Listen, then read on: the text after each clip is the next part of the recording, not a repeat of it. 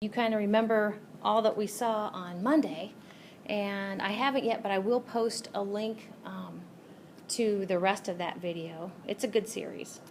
A lot of times in astronomy, the documentaries will just be too over the top with regard to not covering the basics. And that's really kind of problematic when you're trying to teach the basics, which I think we're trying to do. The basics and the cool stuff. It's all cool, except for the sun. It's hot. So the video talked about what sort of process our sun is doing its thing. Why does it shine, right? And we're going to talk about this, but it's thermonuclear fusion in its core, in its belly. And so what these few slides kind of say, well, what if it was burning just like you burn logs? Well, the problem with that is it would burn itself out, and we kind of know what its mass is because we know how it influences other planets, okay? So we know its mass. It would burn itself out in 10,000 years. And we already said that it's about, 4.6 billion years old as we speak. Okay, so that's not going to work. Okay. Well, maybe it's just kind of oozing thermal energy because it's squishing together. Okay, we said that basically you can take a solar nebula, right, and you can make its footprint smaller, and you turn its, as you do that, you're turning potential gravitational energy into thermal energy. Nope, not that either, because it would run out of that in 25 million years. Now, if you're like me, you get the illions mixed up. So 25 million versus 4.6 billion with a B. So we're still not there, right? Okay. So, and I can't remember the guy's name, actually, but the video said who it was. So the guy who finally figured out what stars and our sun is doing in its core, okay, said that, yeah, if we go with nuclear fusion, now we're going to talk about two types of nuclear stuff. And nuclear reactions have to do with the nuclei of atoms. And you guys told me the nucleus has protons and neutrons in every atom. So if we go with nuclear fusion, we get about 10 billion years out of our current mass of our sun. Which is cool because I think I told you that we're about halfway through burning, in a sense, via nuclear fusion in the core of the sun's stuff. Okay, so 4.6 is about half of 10. Okay, so nuclear fusion, we'll talk more about that. But the pillow thing, you might kind of remember we talked about the pillow thing when we compared Jupiter and Saturn. And we said that Jupiter has so much gas that basically it kind of squishes the stuff in its core. So one of the things, if we're talking about stars or if we're talking about planets, they all have this in common, and this is important with regard to our sun and stars, is that as you get closer to the center, so this is the surface, going closer to the center, it gets squished. Closer to the center, okay, it gets squished. And this squished is actually pressure. That's supposed to be P, pressure. And we're going to see that that pressure in the inside of stars, that pressure in the inside of the core of our sun, is important for nuclear fusion to happen. Okay? So some kind of statistics about our sun. Here, let's see, next week we'll be talking about stars in general. And we're going to compare other stars to our sun. Okay, so, but with regard to its size, notice that the radius you could, not the diameter, I guess the radius from the center out, you would take 109 radii of the Earth. It would take, with regard to mass, 300,000 Earths. And luminosity, we're going to be talking more about luminosity, but luminosity basically is energy output.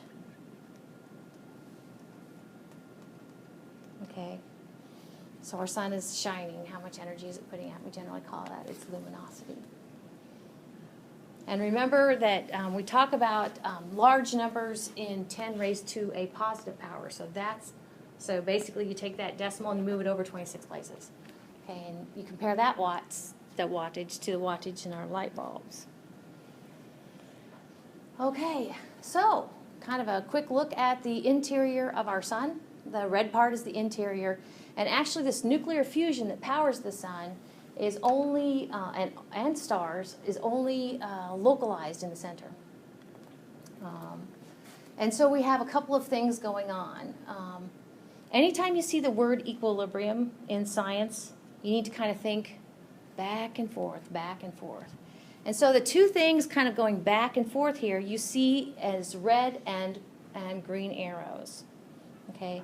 We talked a lot about gravity. We're all kind of familiar with gravity. Gravity holds us to the earth. And so you can kind of see the green arrows of the gravity. So the green arrows are kind of taking the mass of the sun and squishing it down, just like the pebbles we saw a minute ago. But now the red arrows actually is related to the energy that the sun is pumping out. Okay, so it actually, as we talk about the nuclear fusion happening in its core, it's creating energy and what we call positive outward pressure. Okay? If a star is just chilling, okay, if a star is in equilibrium, kind of a happy sort of place, those two things will be equal. We call that gravitational equilibrium. Two forces that affect a star, that affect our sun. Okay. The other thing is that our sun is kind of a net wash with regard to energy. That's to say, those lumens we said, it's about energy per second that is just oozing out in all directions, including the direction of the Earth. That's a lot of energy. But for each one of those little bits of energy that leaves the sun, another bit of energy is being created in its core. So that's kind of fun. Another kind of feature of a stable star.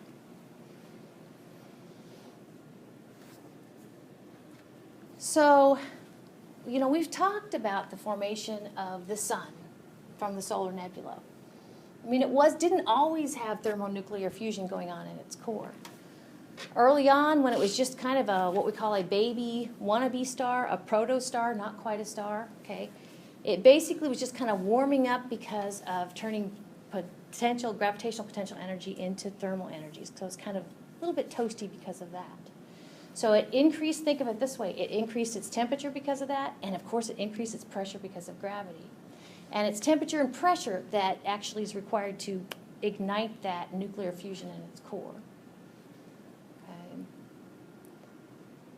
So what this says is, remember when that video we saw when the solar wind turned on and it kind of cleared the solar system of kind of its little extra gas and stuff that never became part of a planet or the sun? Okay. At that point, basically, we had finally a significant amount of these red arrows, which is the energy being kind of pumped out by the sun. Of course, we have gravity, which is the green arrows. Okay, and it's been kind of humming ever since. We're going to see that it does kind of swell and contract a little bit.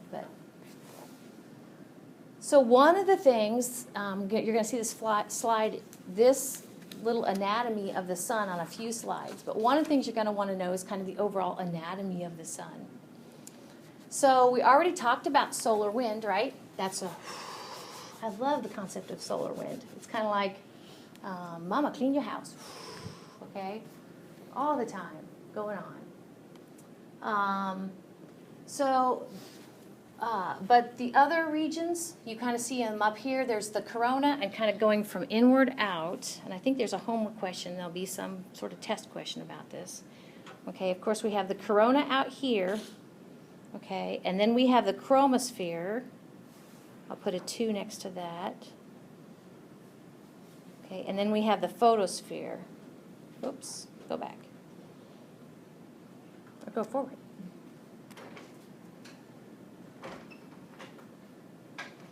Corona, chromosphere, and photosphere, kind of going outward in. Now, there's cool things, no pun intended, about each of these layers. But a lot of times, and I think on that video, we heard him talking about the corona. The thing about the corona, it is so dang hot. Okay, check out how hot it is, 1 million Kelvin. It's actually hotter than the chromosphere, which is kind of strange.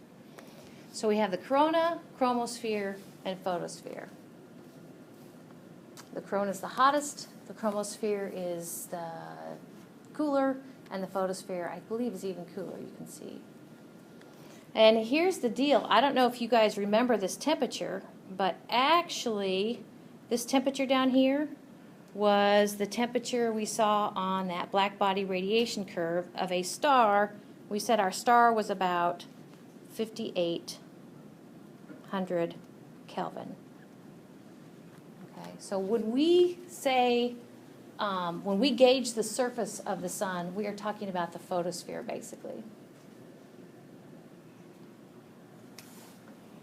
All right.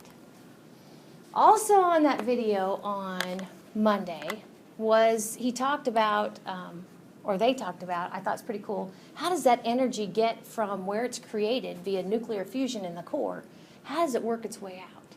And on the video they said it takes like, you know, hundreds of thousands of years for that energy, a little bit of energy to come on out. And it goes actually through 3 zones. And you're going to kind of see these 3 zones from the outer in, even though we know the energy goes from the inner out.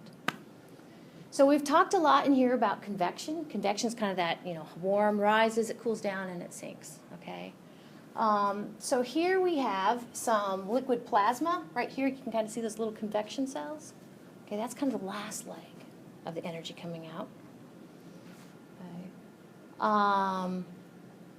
Before the convection zone, we have the radiative zone. I call it radiative. They're calling it radiation zone. It's kind of that yellow right there. Okay, and we've talked about electromagnetic radiation too. Okay, so this is actually where that energy is kind of squiggling, working its way out. Okay, a lot of times in this zone, it's kind of bumping particles, trying to get out, going in one direction on the way out.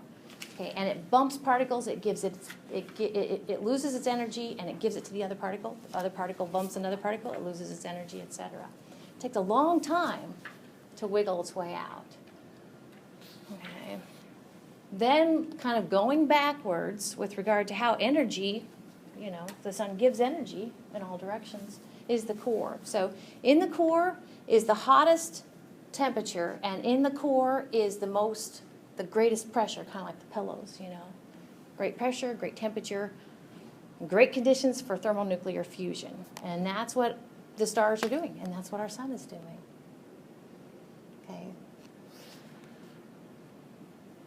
So nuclear fusion. Actually, there's 2 types. Okay. Nuclear reactions. We've been talking about fusion. I'll go ahead and throw that up there. Okay, this over here on the right, that's what our sun is doing, fusion. If you fuse things together, you make them stick together. And in this case, what we're talking about are subatomic particles that are minding their own business. You stick them together, okay, and you basically convert a little bit of the mass of those 2 particles into energy. It's a wonderful thing. In power plants, oftentimes, and in nuclear bombs, though, the other type of nuclear reaction is fission. And in biology, when you talk about cellular fission, you're talking about cells breaking apart and growing and breaking apart, which is a wonderful thing too. But nuclear fission is where the nucleus of an atom breaks apart. And you've heard of a nuclear bomb or nuclear power plants. Okay, this is actually done by breaking the nucleus of an atom that just wants to break anyway.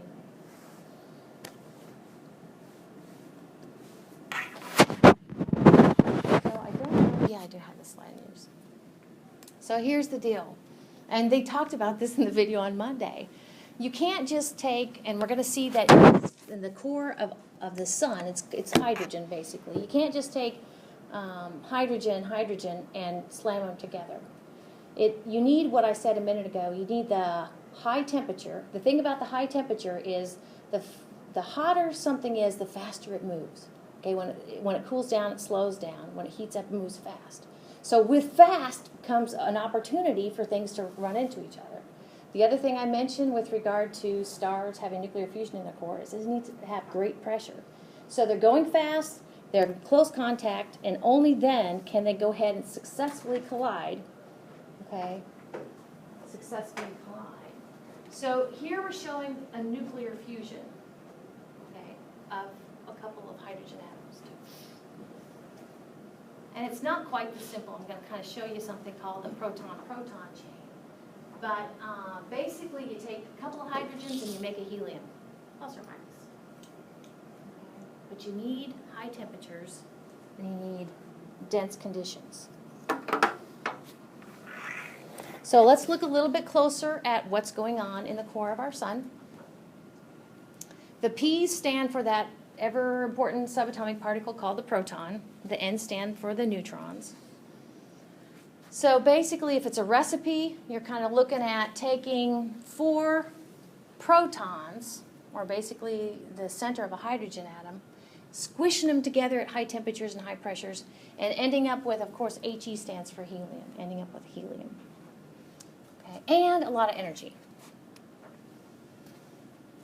So here's a figure from your textbook to kind of talk you through it. So again, 4 protons gives you a helium atom and lots of energy. We're going to be talking a little bit more about some of this other stuff that's formed or included.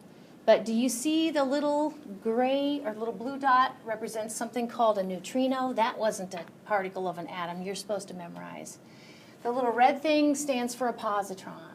So you can see in this first step, actually, you get a neutron and a positron are released. Okay, so kind of looking at it stepwise, you can see after you end up, you're not quite to helium, you get something that's weird. Actually, this is heavy hydrogen. And you insert another proton, you get gamma rays, okay, and it continues, Okay. So on the next slide, I kind of show you the net result.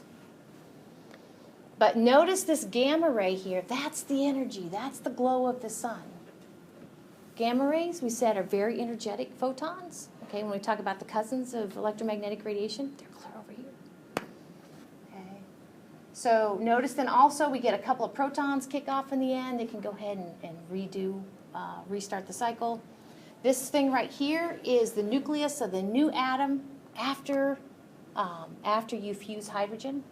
This actually, since it has 2 protons in the center of the atom, that's helium. So in a nutshell, or to kind of summarize, you put in 4 protons. It's just like the 12 days of Christmas. And you get out helium nucleus, 2 gamma rays, 2 positrons, and 2 neutrinos. Now, I don't have the statistic for you, but our sun is doing this a lot per second, okay, in its core.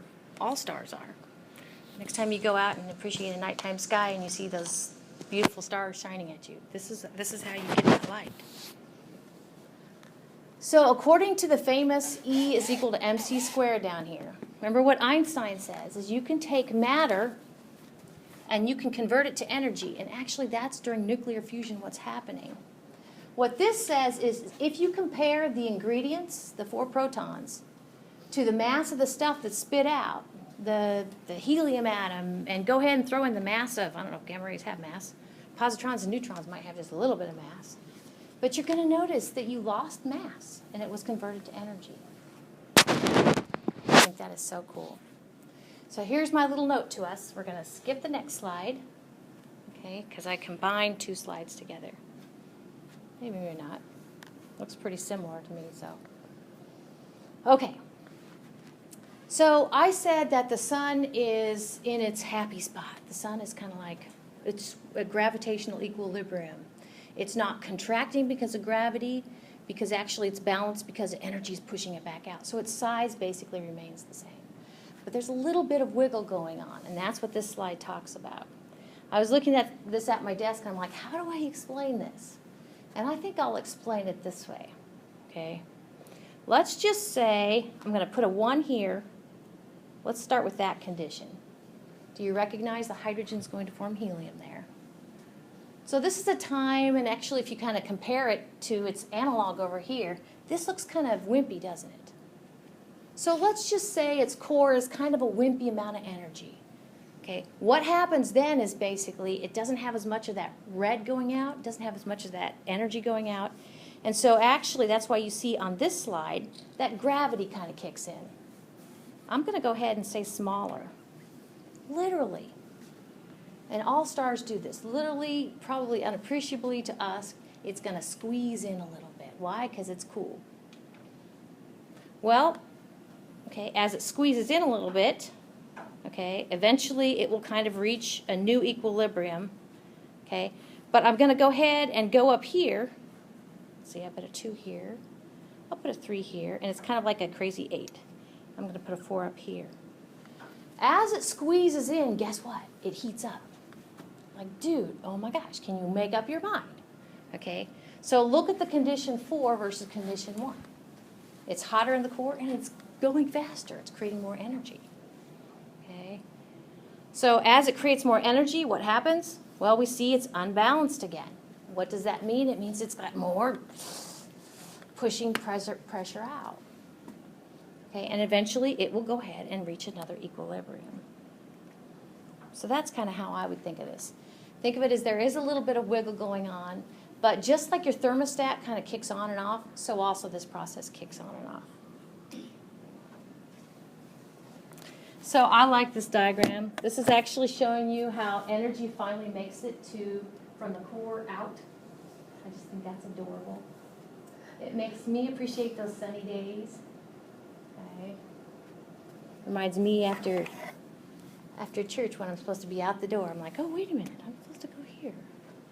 Okay, now I really think that this is combining 2 slides. No? That's Maybe you already did it. I think I did in this version.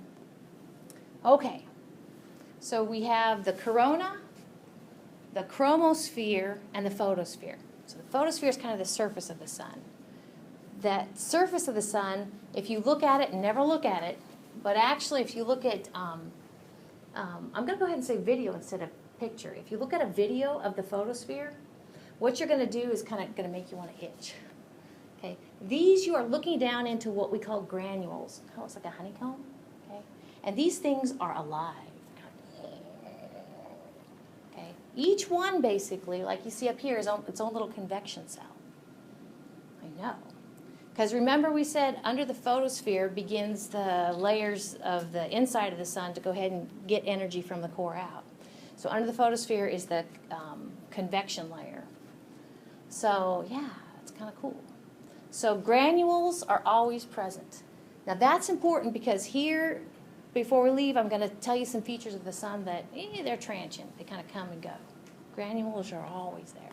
You can count on them. Okay.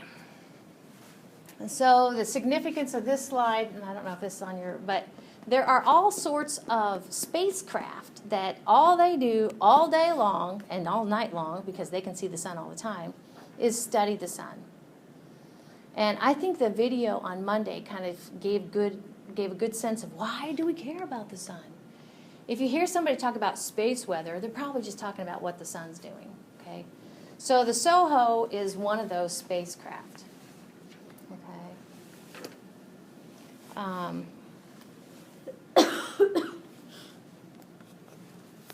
Okay, so how do we know anything about the sun? Well, we can use seismology, kind of like we use to find out the cores of planets, specifically the Earth. How do we know what the inside of the Earth is like? Remember tremors? Okay. And we can also, it says making mathematical models, do that a lot in physics. And you're going to see a slide here in a minute that basically says scientists use a mathematical model versus scientists observe. And it's kind of neat if you follow science at all. There'll be those scientists that actually observe, go out and get data, and then there's those scientists that sit behind their desk and think about things. Okay. The thing about the neutrinos, remember back with nuclear fusion, you get a cute little couple of neutrinos for every helium atom you make. Okay, so there is the sun, and here is the sun.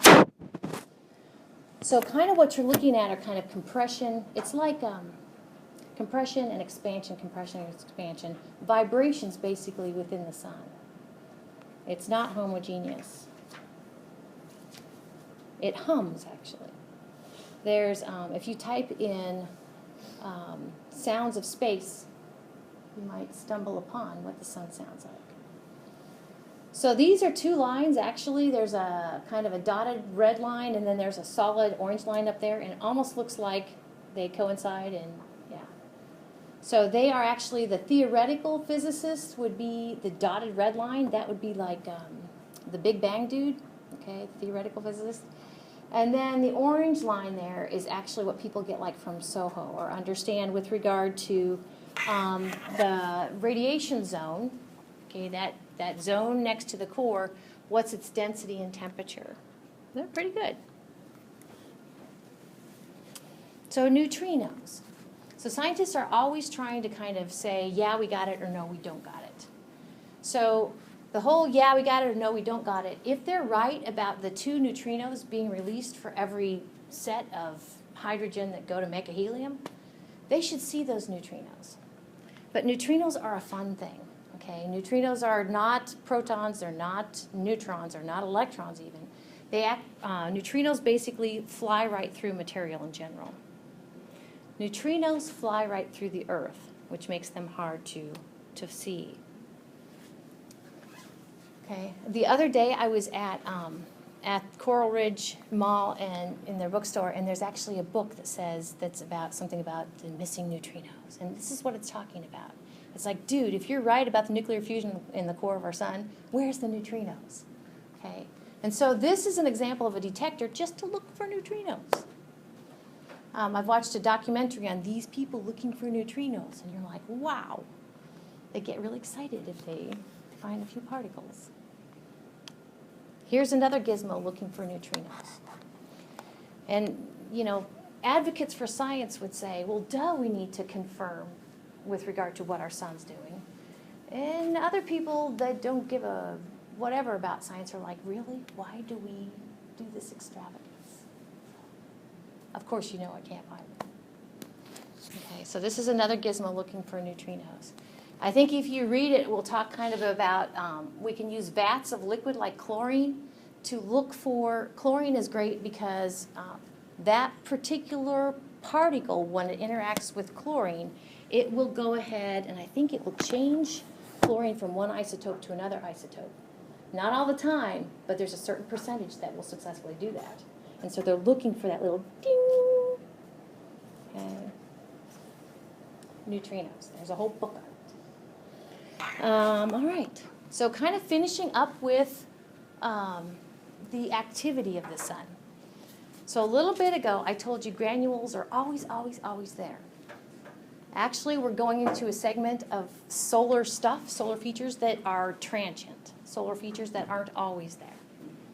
But transient isn't really kind of fair because actually they're predictably a lot of these things, these activities I'm going to describe, and not very many of these things. They all kind of go together. If there's a lot of sunspots, then there's probably solar flares and solar prominences. Okay? No sunspots, no solar flares, no solar prominences. That's how it goes together. I'm not hooked up to the internet, but if I were to click, if you go to spaceweather.com, it's a great site. Actually, it's on my set of tabs that open up in Chrome. Spaceweather.com is looking at solar weather, basically.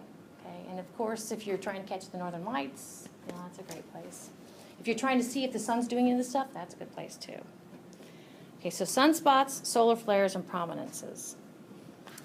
Then I will refer you again to the Monday video that we watched. Remember they talked about those magnetic fields? Those were just crazy. You know, Earth has a magnetic field that just basically goes north, magnetic north pole, magnetic south pole. So you got these kind of lines of flux doing their predictable thing. The sun has like these little loops that come out all over the sun. Okay. So over here, just so we're kind of all on the same page, these are granules, always, always there. These are what we call sunspots. And sometimes sunspots come in groups. So, I don't know. To me, this looks like maybe 2 sunspots. But if you have sunspots, then you might be getting some of that other stuff. Okay, so that's 2 sunspots. This is just granules. And again, if I were to animate this, you would see it go. Okay. Similarly, if I were to animate this, you'd kind of see the sunspots kind of go. Okay, sunspots come and go. I think they can stay for a couple of weeks sometimes. Okay. But sunspots are generally cooler regions on the surface of the sun.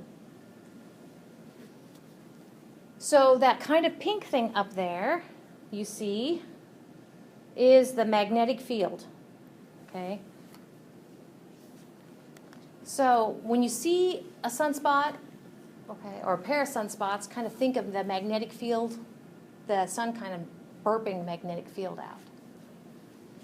Now, the thing about the sun, and it's coming up on a slide, and the video talked about this, documentary talked about this, is it's not like Jupiter, but it's kind of like Jupiter because it reminds me of Jupiter because it's gaseous, right? So the sun spins, okay, the sun rotates. But the thing about it is you can't stand on the surface of the sun like you could stand on a terrestrial planet, okay? So it's actually plasma. So we have this kind of rotation going with kind of all of those little magnetic fields coming out.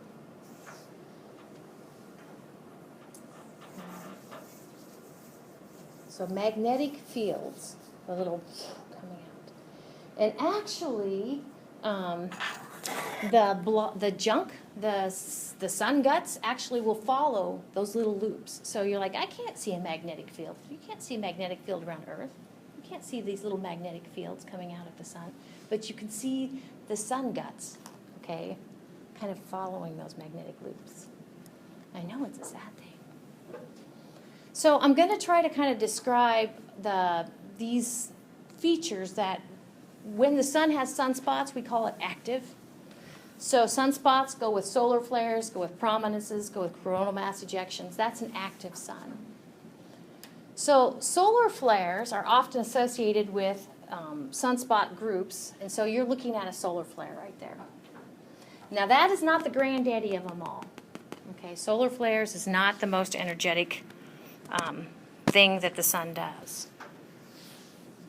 So we had sunspots, transient, solar flares, solar prominences. So I think I'm going to go ahead and dim these lights now. We're getting near the end. I hope that on our sun lab, and I'm going to get position of the sunscope here soon. The difference between the sunscope and just my cool telescope putting a lens cover at the end, the sunscope actually is supposed to look at these alpha hydrogen bands. So with the sunscope, bottom line, we should be able to kind of see some of these features on the rim. Okay, so prominences, I would say this is a prominence over here. Let me go back. Let's see. I'll go ahead and say this in case it's on your homework. But there's something called a filament, and actually prominences and filaments are the same thing. So I'm going to put a check mark here, and I'm just going to put, I'll go ahead and spell it. I always butcher how you spell things. Prominence. Okay, that's a prominence. Okay, a filament actually is a prominence, but it's seen on the disk itself. So to me, this right here, okay, would be a good candidate for a filament. What they are is they're both blobs of the sun lifting off. One you see on the edge of the disk and the other you see on the face of the disk. So they're the same thing. This is scary. I know. So we talked about how you can build telescopes to kind of look at different energies. So this is looking at a different energy than just visible light. I always think of those science fiction things where you're looking at critters in different wavelengths. Okay, but this is what our sun looks like in X-rays. And you can almost kind of see the holes. I've heard these holes described as like conduits, basically. They go all the way through the sun. You're like, dude. Okay, there are two types of holes. There's bright holes and dark holes. Okay, but coronal holes are associated with an active sun. Not always there. This is the granddaddy, the CME, the coronal mass ejection. Okay, to me it looks like a big prominence kind of, okay? So a coronal mass ejection, if it is strategically placed, okay, when basically it lifts off of the sun, we could really have some issues. And I think the documentary talked a little bit about that. Because you figure the sun is spinning, and the Earth is orbiting the sun, yeah. So if these things happen on the back side of the sun relative to where the Earth is, you're like, whatever. But if it's right inside of us, that's kind of a bad thing. Okay. So all of these things are associated with kind of a twisted and I'm going to show you this last slide, electromagnetic field of the sun. So those are little gotcha particles coming from the sun. This is the sun's solar wind. Okay, it has charged particles, and we talked about how the Earth has its magnetic field, magnetosphere, to kind of protect it from the sun.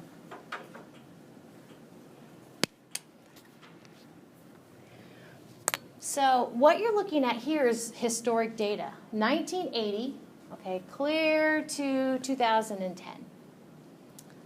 So if you look up, the top slide is showing you the taller the bar, the more sunspots. Okay, so because sunspots is kind of an easy thing. Galileo even saw some sunspots, like the video said on Monday. Galileo saw them safely, right? So notice that the number of sunspots peaks and then it goes down, and then it peaks and then it goes down, usually. So we call this, by the way, not so surprising, we call all of these in general, and it's got a nice ring to it, solar max. What does that mean? It just means we have maximum number of sunspots, potential for all that other stuff I talked about. This is kind of fun. It's showing you where the sunspots are related to the sun's equator. Okay, so one of the things, and my slides don't say it anymore, but is the sun has differential rotation.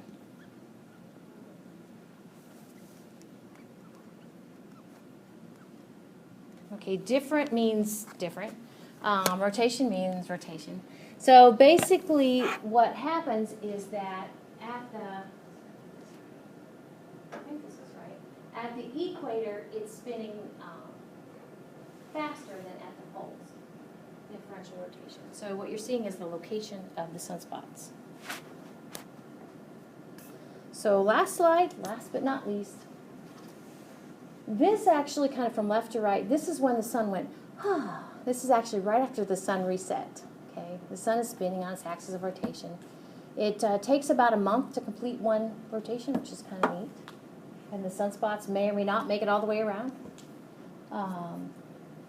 But over time, and it's kind of like playing Twister a little bit. You know how you start out all relaxed, and then they start calling those colors, and like, oh dang, my hand has to go there, you know. So kind of related to that, those pink lines are its magnetic lines of flux, kind of going through the star. And it probably doesn't necessarily do it justice, but clear in the third one, it's trying to show you kind of how it's getting more and more twist to it. And you can almost see the differential rotation there with the equator going faster. Okay, and the poles going slower.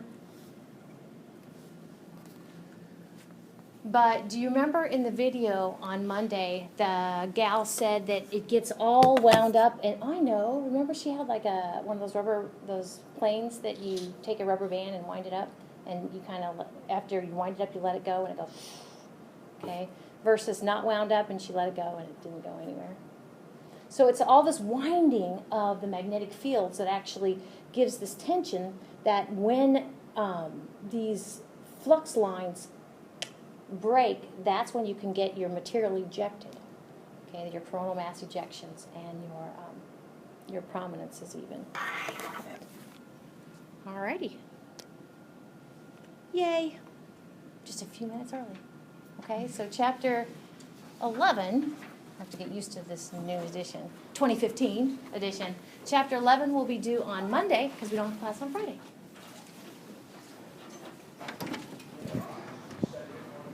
Hey there, Missy. Astronomy? Anybody? We've got room. Quite frankly. Look at the stars.